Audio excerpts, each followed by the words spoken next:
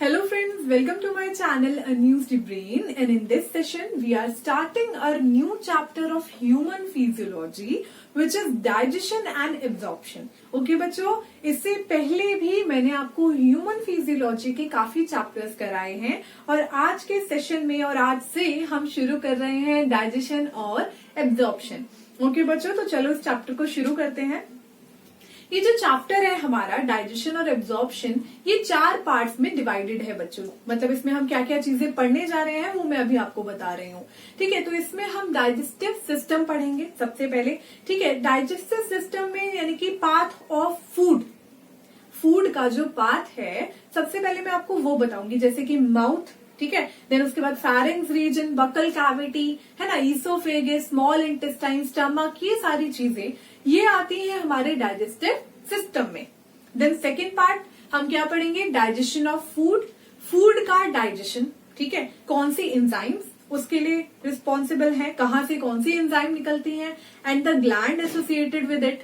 Okay, then absorption and assimilation, उस food का absorption okay और एसिमिलेशन. देन उसके बाद हम पढ़ेंगे डिसऑर्डर्स.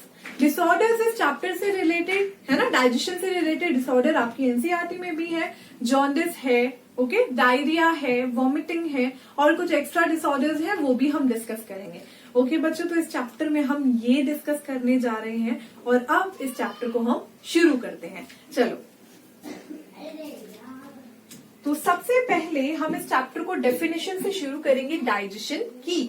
सो आप सभी को पता होगा बच्चों कि डाइजेशन क्या होता है.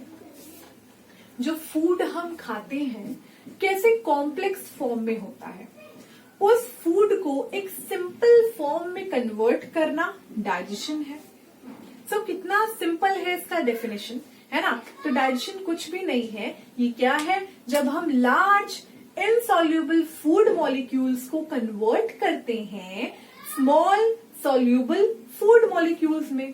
This is digestion. ओके, तो चलो लिखते हैं, इट इज द ब्रेकडाउन और conversion of large insoluble food molecules into small soluble food, ये लिख देते हैं मॉलिक्यूल्स. तो ये है डाइजेशन का डेफिनेशन. चैप्टर शुरू कर रहे हैं, डेफिनेशन से करना जरूरी होता है. ओके बच्चों, सो दिस इज डाइजेशन. अब डाइजेशन की टाइप है. ठीक है, आपने भी सुना होगा कि डाइजेशन के 2 टाइप हैं, जैसे कि एक इंट्रासेलुलर डाइजेशन और दूसरा एक्स्ट्रा सेलुलर डाइजेशन. तो चलिए अब टाइप देखते हैं डाइजेशन के. ओके, तो डाइजेशन डेफिनेशन आई होप आपको क्लियर हो गया होगा, है ना. बड़े बड़े पीसेस के, ठीक है, बड़े बड़े खाने के टुकड़ों के हम छोटे छोटे टुकड़े सॉल्युबल फॉर्म बना देते हैं, वाटर सॉल्युबल फॉर्म बना देते हैं. सो इस तरीके के प्रोसेस को हम डाइजेशन कहते हैं. सो it is of 2 types. 2 तरीके का हम यहाँ पे पढ़ेंगे. पहला है इंट्रा सेल्यूलर डाइजेशन और दूसरा है एक्स्ट्रा सेल्यूलर डाइजेशन. आप लोगों ने बहुत बार सुने होंगे इनके नाम. आप लोगों ने एनिमल किंगडम अगर पढ़ा होगा तो आपको पता होगा. ठीक है, जिन्होंने नहीं पढ़ा है उसके लिए मैं यहाँ पे बताऊंगी सब चीजें. सो इंट्रा सेल्यूलर बहुत सिंपल है बच्चों. इंट्रा सेल्यूलर यानी कि सेल के अंदर होने वाला डाइजेशन. तो जिस तरीके का डाइजेशन सेल के अंदर होता है, ठीक है, उसको कहते हैं intracellular digestion. So digestion occur inside the cell, cell के अंदर होने वाला. अगर हम बात करें एक्स्ट्रा सेलुलर डाइजेशन की, सो जब डाइजेशन सेल के बाहर होता है, मैं नहीं कह रही डाइजेशन बॉडी के बाहर होता है, नहीं, सेल के बाहर होना लेकिन बॉडी के अंदर होना. क्लियर है. सो सेल के बाहर होगा लेकिन एलिमेंट्री कैनाल में ही होगा डाइजेशन. ओके, सो इस तरीके की डाइजेशन को हम एक्स्ट्रा सेलुलर डाइजेशन कहते हैं. अकर outside the cell but inside the lumen of elementary canal. Lumen of alimentary canal. अच्छा, इंट्रासेलुलर का एग्जाम्पल कोई मुझे बताएगा? क्या है इंट्रासेलुलर के एग्जाम्पल? सो इंट्रासेलुलर में हमारे छोटे ऑर्गेनिज्म आते हैं जो कि सिर्फ इतना ही अफोर्ड कर पाते हैं, सेल ही अफोर्ड कर पाते हैं डाइजेशन के लिए. सो उसमें पोरीफेरा आ गए. ठीक है, तो यहाँ पे हमारे पोरीफेरा करते हैं. ठीक है, अगर आपने सुना हो प्रोटोजोन कैटेगरी, सो प्रोटोजोआ भी करते हैं. ये हमारे इंट्रासेलुलर डाइजेशन करते हैं. अगर हम बात करें एक्स्ट्रा सेलुलर डाइजेशन की, सो जो एक्स्ट्रा सेलुलर होता है उसमें आती हैं कैटेगरीज जैसे कि प्लेटी हेलमिंथिस, एस्की हेलमिंथिस और प्लेटी से लेकर मैमल्स तक. ये कुछ बड़े ऑर्गेनिज्म हैं, तो ये अफोर्ड कर सकते हैं उतना स्पेस अपनी बॉडी के अंदर जिसमें वो डाइजेशन कर पाए. तो यहाँ पे एग्जाम्पल होगा फ्रॉम प्लेटी हेलमिंथिस. ठीक है, फ्लैटवॉर्म्स, प्लेटी हेलमिंथिस टू मैमल्स. ठीक है, प्लेटी हेलमिंथिस से मैमल्स तक सारे इस तरीके का डाइजेशन करते हैं जो कि एक्स्ट्रा सेलुलर होता है. क्लियर है यहां तक? ठीक है, आई होप डाइजेशन और उसकी टाइप आपको समझ आ गए होंगे. चलो अब शुरू करते हैं डाइजेस्टिव सिस्टम. डाइजेस्टिव सिस्टम शुरू करने से पहले उसके हम पार्ट्स देख लेते हैं कि उसमें हम पढ़ेंगे क्या क्या. तो यहाँ पे मैं लिख देती हूँ, एक सेकंड रुकिए. सो डाइजेस्टिव सिस्टम, सबसे पहले यहाँ पे क्या क्या चीजें आएंगी. यहाँ पे हमारा पूरा एलिमेंट्री कैनाल हम पढ़ेंगे एंड उससे रिलेटेड ग्लैंड्स जो हैं, उससे एसोसिएटेड ग्लैंड्स जो हैं वो भी इसी में आएंगे. ओके, सो इसमें हम क्या पढ़ेंगे? एलिमेंट्री कैनाल एंड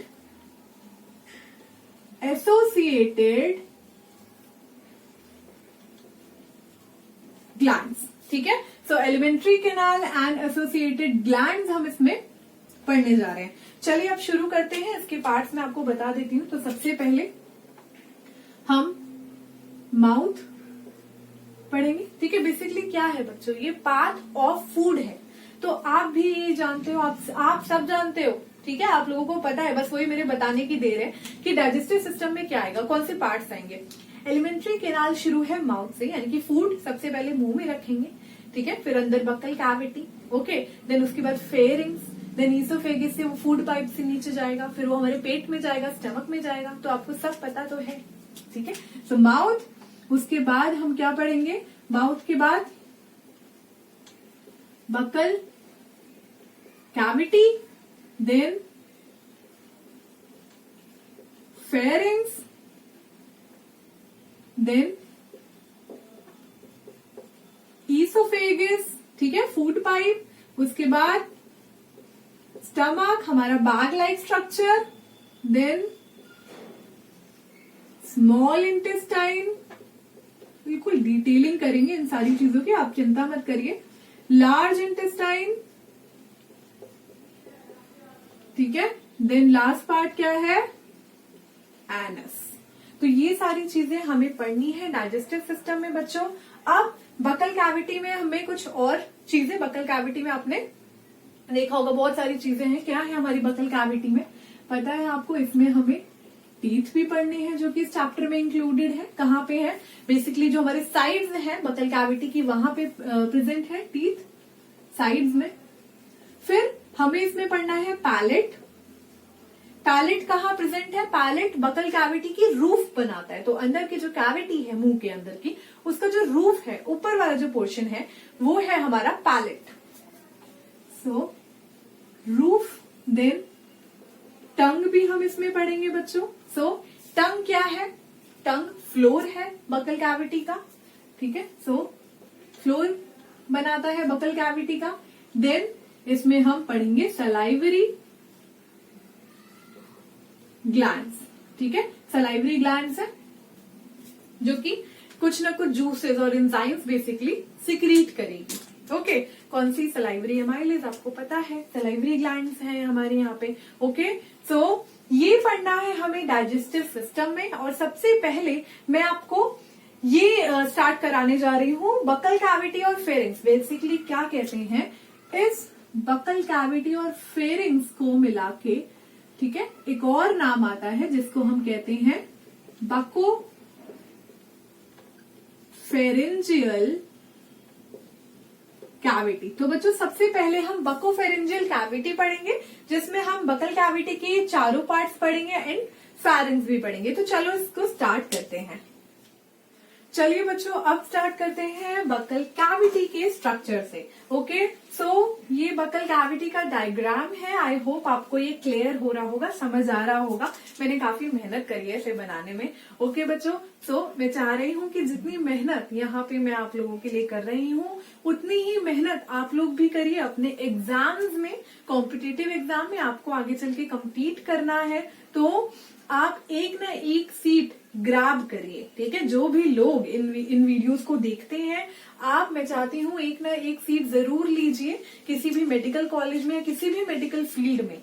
ओके, आप अपना करियर शुरू करिए क्योंकि इतनी मेहनत हम लोग यहाँ करते हैं, टीचर्स, आपके टीचर्स मेहनत करते हैं, तो हम चाहते हैं कि आप भी उतनी मेहनत करें। ओके, तो चलो अब ये स्टार्ट करते हैं। डायग्राम में आपको जिनको नहीं समझ आ रहा है उनको मैं बता देती हूँ। ठीक है, ये लिप्स है, basically upper lips, then teeth portion, tongue है ये। ओके, तो कुछ ऐसा ये स्ट्रक्चर है। बाकी के पार्ट्स मैं बताती हूँ आपको। सबसे पहले जैसे कि मैंने आपको बताया था कि हम यहाँ पे पैलेट पढ़ेंगे, टंग। ओके, पैलेट होता है, टंग और टीथ होता है। तो अभी हम पैलेट की बात करेंगे यहाँ पे। ओके, पैलेट और कुछ छोटी मोटी और चीजें। तो चलिए देखते हैं, पैलेट की बात करेंगे। पैलेट क्या है, रूफ है बकल कैविटी की। आप अपनी टंग को अपनी बकल कैविटी की रूफ में स्लाइड करिए, आगे से लेकर पीछे तक स्लाइड करिए। जब आप उसको स्लाइड करेंगे तो आपको आगे एक हार्ड स्ट्रक्चर, है ना, फील होगा और पीछे की तरफ जाते जाते वो सॉफ्ट हो जाएगा। तो क्या है ये पैलेट, कैसा है, हार्ड भी है, सॉफ्ट भी है? तो हाँ जी, बिल्कुल, ये जो पैलेट है दो पार्ट्स में डिवाइडेड है। आगे वाला जो पोर्शन है वो हार्ड पैलेट होता है। ओके, सो हार्ड पैलेट की बात करते हैं, इसलिए मैंने इसको अलग भी बनाया है। ठीक है, ये देखिए ब्लू कलर का जो पोर्शन है ये हार्ड पैलेट है। Okay, so this is hard palate. Hard palate anterior part पे होता है। सो कौन से पार्ट पे होता है, बेसिकली कौन सा पार्ट है hard palate? Anterior part, anterior part है। अब ये जो हमारा हार्ड पैलेट होता है, आप इसको फील कर पा रहे हैं अगर अपनी टंग से, तो ये बोनी है ना, क्योंकि टफ है, रिजिड है। तो कैसा पार्ट है ये? एक बोनी पार्ट है। So it is bony. ठीक है, बोनी क्यों है ये? क्योंकि यहाँ पे ऑब्वियसली इसको बनाने के लिए कुछ बोन्स वहां लगी हुई हैं, जैसे कि हमारी पैलेंटाइन बोन्स और मैक्सिला। ठीक है, उसकी वजह से ये स्ट्रक्चर कैसा है, बोनी है। So bony due to maxilla bone and palatine bones.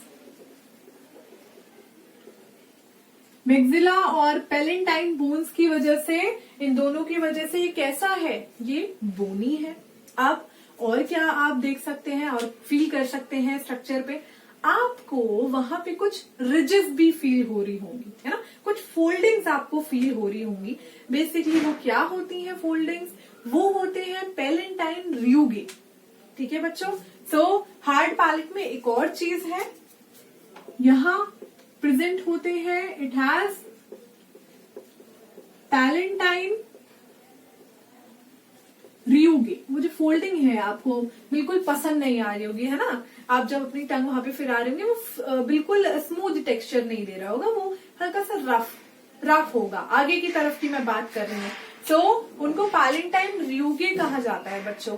ये जो पैलेंटाइन र्यूगे होते हैं ये कार्निवोर्स में सबसे ज्यादा डेवलप्ड होते हैं, वहां पे ये ज्यादा होते हैं, फोल्डिंग बेसिकली ज्यादा होती हैं वहां पे। So most developed in carnivores. Carnivores उन लोगों को अपने फूड पे ज्यादा ग्रिप चाहिए होती है। ओके, सो इसीलिए उनके केस में ये जो पैलेंटाइन र्यूगे होते हैं वो ज्यादा डेवलप्ड होते हैं। ठीक है, तो इनका फंक्शन क्या है, फूड पे ग्रिप रखना। ठीक है, तभी तो दांत जो है उनको चबा पाएंगे, तो फूड पे एक ग्रिप रहती है इन पैलेंटाइन र्यूगे की वजह से। हम इस तरीके का फूड नहीं खाते कि हमारे ये सबसे ज्यादा डेवलप हो, हम ऑलरेडी कुक्ड फूड खाते हैं, लेकिन वो लोग कुक्ड फूड नहीं खाते हैं, तो इसीलिए उनके जो पैलेंटाइन र्यूगे होते हैं वो ज्यादा डेवलप्ड होते हैं, मोस्ट डेवलप्ड होते हैं। ओके बच्चों, सो ये हो गया हमारा हार्ड पैलेट, फाइनली क्लियर है। अब टंग को पीछे लेके जाइए, पीछे की तरफ आपको यहाँ की तरफ कहीं फील होगा सॉफ्ट पोर्शन, तो उसको हम सॉफ्ट पैलेट कहते हैं। सो चलिए, तो ये होगा कहीं सॉफ्ट पैलेट, सॉफ्ट पैलेट। ठीक है, अब ये जो सॉफ्ट पैलेट है, एक सेकंड बच्चों, सॉफ्ट पैलेट है ये पोस्टीरियर पार्ट है। ठीक है, पीछे की तरफ है तो पोस्टीरियर पार्ट होगा। चलिए, पहली बात कैसा है, पोस्टीरियर पार्ट है। जैसे कि अभी हमने बात करी, कैसा है बच्चों, ये आपको फील हो रहा होगा, है ना, आप अपनी टंग से फील कर सकते हो, ये सॉफ्ट है। सो ये हार्ड नहीं है, कैसा है, सॉफ्ट है और कार्टिलेजिनस है। So it is soft and cartilaginous, soft होगा, कार्टिलेजिनस होगा। आप इस सॉफ्ट पैलेट का एक एक्सटेंशन भी देख रहे होंगे, है ना, एक एक्सटेंशन है जो कि हैंग हो रहा है, यहाँ से लटक रहा है, बेसिकली एक हैंग्ड स्ट्रक्चर है। ओके, और वो इसी से शुरू हो रहा है, इसी सॉफ्ट पैलेट से शुरू हो रहा है। सो ये जो हमारा हैंग स्ट्रक्चर है इसको यूव्यूला कहते हैं। ओके, तो इसकी बात भी कर लेते हैं। It contain an extension called यूव्यूला। ठीक है, तो इसके पास यूव्यूला, बेसिकली यूव्यूला बनाता है, इसके बारे में भी बात करेंगे बच्चों। सो आपको हार्ड पैलेट और सॉफ्ट पैलेट अभी क्लियर हो गया है, आगे बढ़े। चलो नाउ और चीजें देखते हैं। अब हम यूव्यूला की बात ही करते हैं। ठीक है, पैलेट के बाद वही एक एक्सटेंशन है बच्चों। सो यहाँ पे मैं लिखती हूँ यूव्यूला। यूव्यूला के बारे में सबसे पहली बात, it is the extension of soft palate. यहां तक क्लियर है। So extension of soft palette.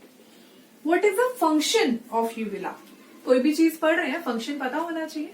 सो यूव्यूला आपको दिखाई दे जाएगा, आपने बहुत सारी कार्टून्स में भी देखा होगा, जब कार्टून्स में वो बहुत तेज ऐसे मुंह खोल के चिल्लाते हैं तो उनका ये जो हैंगिंग स्ट्रक्चर है वो दिखाई दे रहा होता है उनके मुंह में। ओके, तो वही होता है हमारा यूव्यूला, ये सॉफ्ट पैलेट का एक्सटेंशन होता है। ओके बच्चों, सो काम क्या है, फंक्शन क्या है, तो ये हमारे जो इंटरनल लेयर्स होते हैं ना, ये जो हमारी नेजल कैविटी है, पीछे की तरफ जो ओपनिंग होगी उसको इंटरनल लेयर्स कहेंगे। इंटरनल लेयर को ये क्लोज कर देते हैं जब हम कोई भी खाना निगल रहे होते हैं, स्वेलो कर रहे होते हैं। So they closes internal layers while swallowing the food. So they closes internal layers while swallowing. ठीक है, जब हम कुछ भी स्वेलो कर रहे होते हैं तो ये हमारे इंटरनल लेयर्स को क्लोज कर देते हैं, क्योंकि हमें खाना, ठीक है, कहाँ चाहिए, हमें फूड पाइप में ही लेके जाना है, वो नोज के पोर्शन में, नेजल कैविटी में बेसिकली ना आ जाए। क्लियर है यहाँ तक? नाउ यूव्यूला की बात हो गई। अब और क्या चीजें हैं, आपको यहाँ पे एक टंग दिखाई दे रही है। So this is tongue. ठीक है, कहाँ प्रेजेंट है, it is a present on floor of buccal cavity, ठीक है। तो बकल कैविटी का जो फ्लोर पोर्शन है, ठीक है, टंग वहां प्रेजेंट है। ओके, सो टंग हो गई। टंग के बाद मुझे इसमें और क्या बताना है आपको, टंग के बाद मुझे आपने जो मैंने देखी लाइन यहाँ पे एक बना रखी है, हमारी जब टंग बकल कैविटी के फ्लोर से कनेक्ट है, ठीक है, अगर वो कनेक्ट, एक मस्कुलर ऑर्गन है ना हमारे टंग, ठीक है, पीछे की तरफ से तो एक बोन से वो कनेक्ट है, हायोइड बोन से बेसिकली वो कनेक्ट है, उसको टंग बोन भी कहते हैं हायोइड बोन को। लेकिन आगे की तरफ से, अगर आप आगे की तरफ से देखें और अपनी टंग को आप अपने पैलेट पे टच कर दें, ठीक है, तो अगर आप अपनी टंग को उठा दोगे, पैलेट पे बिल्कुल टच कर दोगे, तो नीचे की तरफ आपको कुछ फोल्डिंग्स, ठीक है, दिखाई देंगी। आप बिल्कुल मिरर में जाके देख सकते हैं। तो वो जो फोल्डिंग्स है नीचे की तरफ, वो ही है ये लाइनिंग। वो जो फोल्डिंग है जिससे जो हमारी टंग है वो फ्लोर से अटैच है, अटैचमेंट का जो पोर्शन है उसको कहते हैं लिंगुअल फ्रेन्युलम, ठीक है। और नॉर्मली आपकी बुक में, एनसीईआरटी में फ्रेन्युलम लिखा हुआ है उसके लिए, उसका पूरा नाम क्या है? सो दिस इज लिंगुअल फ्रेन्युलम, ठीक है। किस लिए है ये? अटैचमेंट के लिए। हमारी जो टंग है वो फ्लोर से अटैच होती है through these foldings. Now clear है अटैचमेंट के लिए। अब एक और चीज मुझे आपको इस पोर्शन के बारे में भी बताना है। ये जो पोर्शन है इसको हम कहते हैं vestibule. It is a space between cheeks and gums, ठीक है। तो वेस्टिब्यूल क्या है? बेसिकली ये स्पेस है हमारे चीक्स और गम्स के बीच में, ठीक है। जो हमारे गम्स हैं, ठीक है, और हमारे जो चीक्स हैं, इनके बीच में खाली स्पेस है बच्चों, जिसको वेस्टिब्यूल कहा जाता है। ओके, इसको हम कैसे डिफाइन कर सकते हैं कि हिंदी में बताती हूँ। जब हम खाना खा रहे हैं और खाना खाते खाते हम किसी से बात भी कर रहे हैं, हम सोच रहे हैं कि एक पॉज मिले तो हम उस खाने को स्वेलो करें। तो जब तक हम बात कर रहे हैं, ठीक है, किसी पर्सन से, वो भी खाना खाते खाते, तो क्या होगा, हम उस फूड को साइड में स्टोर कर लेंगे कुछ टाइम के लिए, और उस रीजन को जहां पे हम फूड स्टोर करते हैं उसको वेस्टिब्यूल कहते हैं। सो it is for temporary storage of food, for temporary storage of food की टेम्पररी स्टोरेज के लिए होता है ये वेस्टिब्यूल। फाइनली ये सारी चीजें हो गई हैं। कुछ 2-3 पॉइंट्स मुझे और बताने थे। ये जो हमारी बक्कल कैविटी होती है, इस पे कौन सा एपिथेलियम होता है? आपने अगर टिश्यू वाला, ठीक है, स्ट्रक्चरल ऑर्गेनाइजेशन वाला अगर आपने चैप्टर पढ़ा हो तो वहां पे एनिमल टिश्यूज के बारे में पढ़ाया जाता है, ठीक है। मैं भी आपको पढ़ाऊंगी कभी ना कभी वो चैप्टर। तो वहां पे आपने जरूर पढ़ा होगा कि जो हमारी बक्कल कैविटी है इसके ऊपर कौन सा, इसके अंदर कौन सा एपिथेलियम है, ठीक है। सो दी बक्कल कैविटी, यहां पे लिख देते हैं, is lined with stratified non-keratinized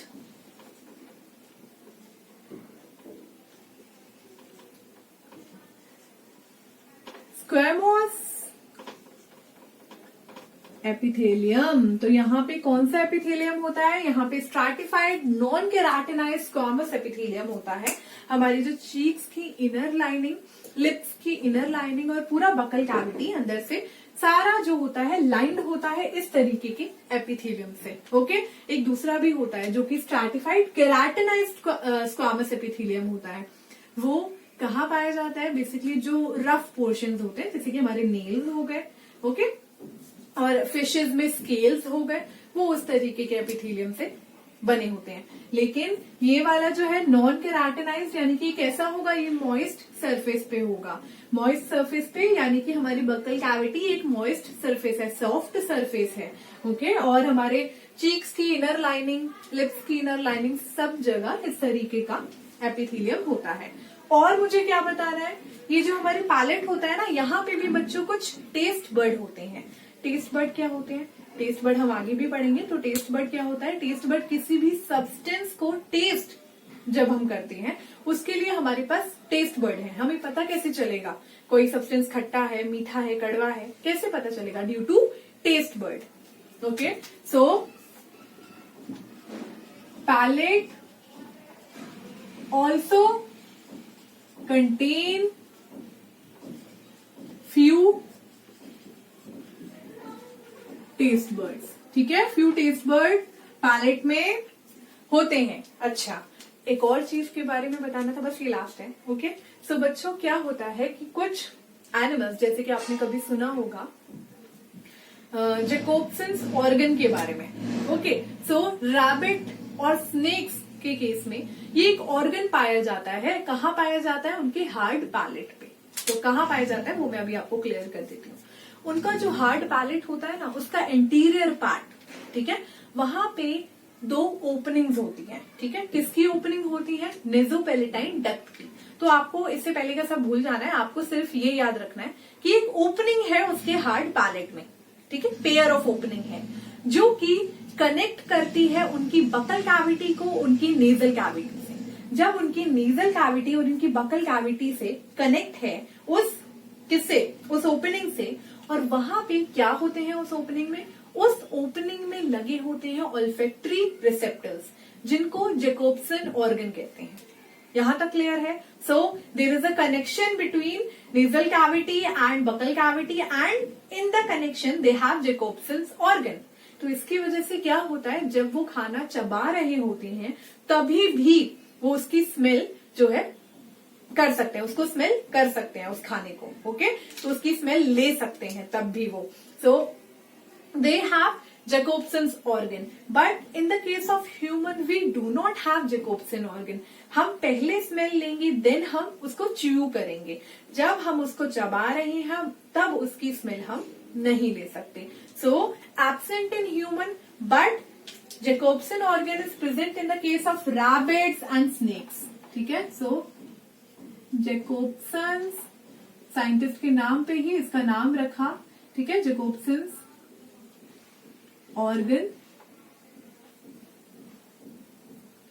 in the case of snakes and rabbit के केस में, but it is absent in human। सबसे पहले रूयश ने बेसिकली, ठीक है, नाम उनका ऐसा ही है, RUYSH, रूयश ने सबसे पहले इसको देखा था जब वो पढ़ रहे थे अनाटमी। तो तब उन्होंने देखा था जैकोब्सन ऑर्गन, लेकिन उन्होंने बोला था कि ये ह्यूमंस में भी होता है, तब वो इसको क्लियरली डिफाइन नहीं कर पाए। लेकिन जब जैकोब्सन्स ने इस ऑर्गन को देखा और पढ़ा तब इन्होंने डिटेल स्टडी के बाद बताया कि ये हमारे में नहीं होता, ह्यूमंस में नहीं होता, ये स्नेक्स में और रैबिट्स में होता है।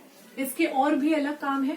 कभी भी आपने देखा होगा कि जब स्नेक मूव करता है अपने प्रे के पीछे तो वो अपनी टंग बाहर निकालता है देन अंदर, फिर और मूव करेगा देन बाहर निकालेगा अंदर। तो उसकी टंग बाहर अंदर क्यों करती है? ऐसे क्यों वो करता है? क्योंकि जब वो अपनी टंग बाहर निकालता है तो जो एनवायरमेंट में जो भी है ना केमिकल सब्सटेंस है उस प्रे से रिलेटेड, वो उसको अपनी टंग में ले लेता है, देन उसको वो टच करता है इस जैकोब्सन ऑर्गन पे। और आपको पता है ये कनेक्शन है। ठीक है, जैसे ही इन ऑल्फैक्टरी रिसेप्टर पे वो उनको टच करेगा वो उसकी स्मेल नेजल कैविटी तक पहुंचा देंगे, तभी वो उसको स्मेल करता हुआ प्रे के पीछे वहां पहुंच जाएगा जहां उसका प्रे जा रहा होगा। ठीक है, तो शिकार करने के लिए भी जैकोब्सन ऑर्गन का बहुत इंपॉर्टेंट रोल है। ठीक है, उनके सेक्सुअल अट्रैक्शन के पीछे भी यही शामिल है जैकोब्सन ऑर्गन। तो काफी इसके बारे में चीजें हैं जैकोब्सन ऑर्गन के बारे में, but it is absent in humans के केस में ये नहीं होता। तो बच्चों आज के सेशन में इतना ही। आई होप आपको ये सेशन क्लियर हुआ होगा और हमारे नेक्स्ट सेशन में हम टंग को डिटेल, ठीक है, स्टडी करेंगे। Thank you.